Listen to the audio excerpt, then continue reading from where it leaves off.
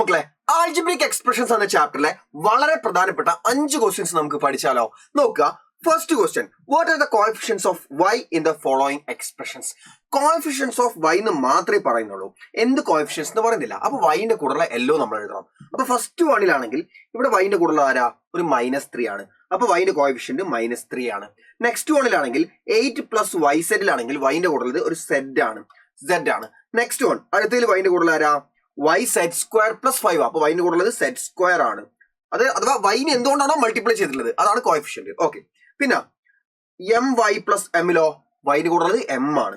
വൈനെ multiply ചെയ്തിട്ടുള്ളത് എമ്മിനെ കൊണ്ടാണ്. സോ ഇതാണ് കോഎഫിഷ്യൻസ്. അപ്പോൾ കോഎഫിഷ്യൻസ് ഈ ചാപ്റ്ററിലെ ഇമ്പോർട്ടന്റ് ആയിട്ടുള്ള പോർഷൻ ആണ്. Next one, classify into monomials, binomials and trinomials. ഇത് നെക്സ്റ്റ് ഇമ്പോർട്ടന്റ് പോർഷൻ ആണ്. മോണോമിയൽസ് ആയിട്ടും ബൈനോമിയൽസ് ആയിട്ടും ട്രൈനോമിയൽസ് ആയിട്ടും ക്ലാസിഫൈ ചെയ്യാം. മോണോമിയൽ എന്ന് പറഞ്ഞാൽ 1 ടേം, ബൈനോമിയൽ എന്ന് പറഞ്ഞാൽ 2 ടേം, ട്രൈനോമിയൽ എന്ന് പറഞ്ഞാൽ 3 ടേം.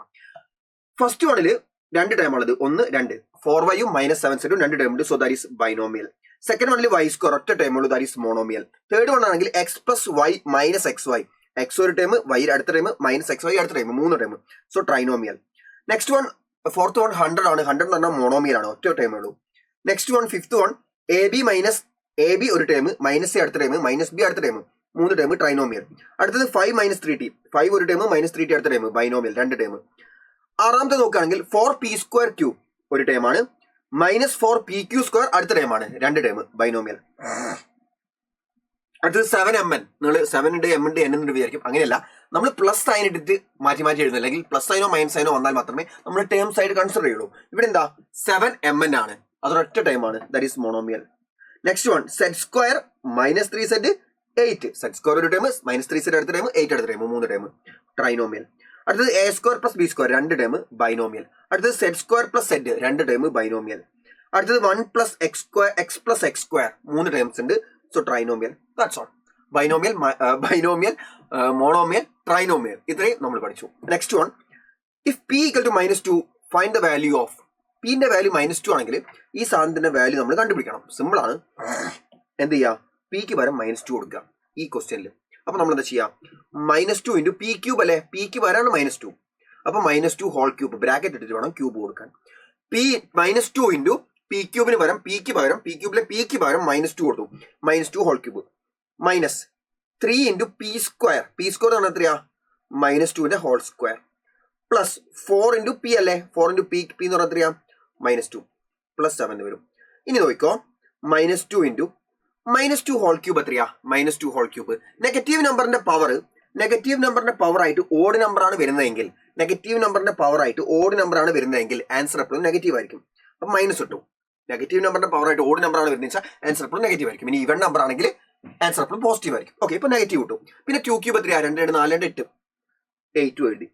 ഓക്കെ, ദെൻ -3 ഇൻറ്റു ഈ -3 ആണ്, ഈ -3 അങ്ങനെ തന്നെ താഴോട്ടേക്ക് എഴുതി. അതെ, ഇൻറ്റു എന്താ?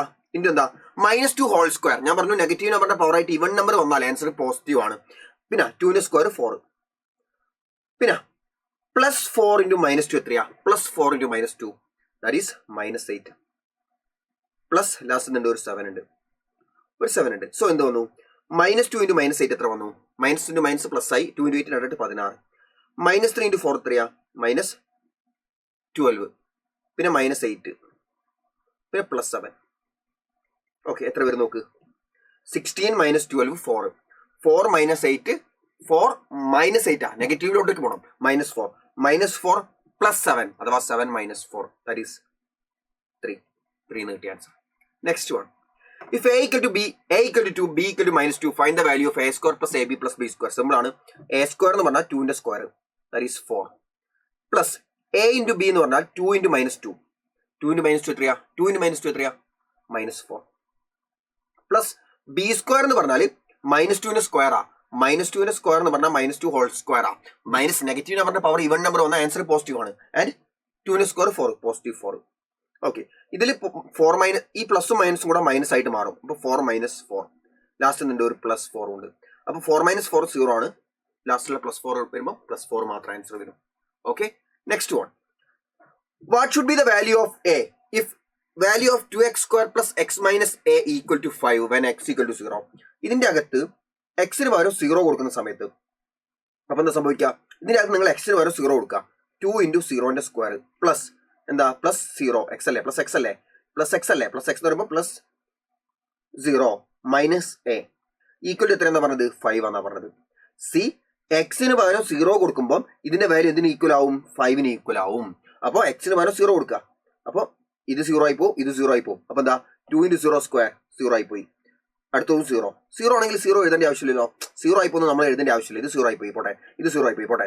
ബാക്കി നല്ലത് ഒരു മൈനസ് എ ഉണ്ട്. മൈനസ് എ ഈക്വൽ ടു 5 ആണ്. അഥവാ എ എത്രയാ നമ്മൾ ചോദിച്ചത് എന്റെ വാല്യൂ ആ. What should be the value of A? Minus A 5 ആണെങ്കിൽ ഈ മൈനസ് നേരെ അപ്പുറത്തോട്ട് ഇട്ട് കൊടുത്താൽ മതി. -5. C minus A equal to 5 ആണ്. നമുക്ക് കിട്ടേണ്ടത് എ ആണ്. അപ്പൊ നമ്മൾ എന്ത് ചെയ്യുക, ഈ മൈനസിനെ പിടിച്ച് അപ്പുറത്തോട്ട് കൊടുക്കുക. അപ്പൊ എ ഈക്വൽ ടു -5 എന്ന് കിട്ടും. ഓക്കെ, ഇനി ഇതിൽ നിന്ന് എങ്ങനെയാണ് -5 എന്ന് വരുന്നത് നോക്കുക.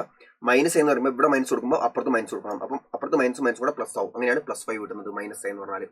ഓക്കെ, അപ്പൊ -5 ആണ്, എ എന്ന് പറഞ്ഞാൽ -5 ആണെന്ന് മനസ്സിലാക്കുക. സോ ഇത്രയുമാണ് ഈ ചാപ്റ്ററിലെ വളരെ പ്രധാനപ്പെട്ട 5 ക്വസ്റ്റ്യൻസ് എന്ന് പറയുന്നത്. ആൻഡ് NCERT ടെക്സ്റ്റ് ബുക്കിലുള്ള എല്ലാ ക്വസ്റ്റ്യൻസും ചെയ്ത് പഠിച്ചിട്ടേ മക്കൾ എല്ലാവരും എക്സാം അറ്റൻഡ് ചെയ്യാൻ പോകാൻ പാടുള്ളൂ. ആൻഡ് ഇതിന്റെ കണ്ടിന്യൂഷൻ ആയിട്ട് 8ലും കുറെ ചാപ്റ്റേഴ്സ് നമുക്ക് വരുന്നുണ്ട്. സോ 8ലെ ചാപ്റ്റേഴ്സ് ഒക്കെ ഈസി ആവണമെങ്കിൽ മക്കൾ ഈ വർഷം തന്നെ ഈ ചാപ്റ്ററിലെ കൺസെപ്റ്റ്സ് എല്ലാം തന്നെ ക്രിസ്റ്റൽ ക്ലിയർ ആക്കി മനസ്സിലാക്കി പഠിച്ചിരിക്കണം. So that's all. മറ്റൊരു വീഡിയോ ആയിട്ട് നമുക്ക് വീണ്ടും കാണാം. അതുവരയ്ക്കും ബൈ.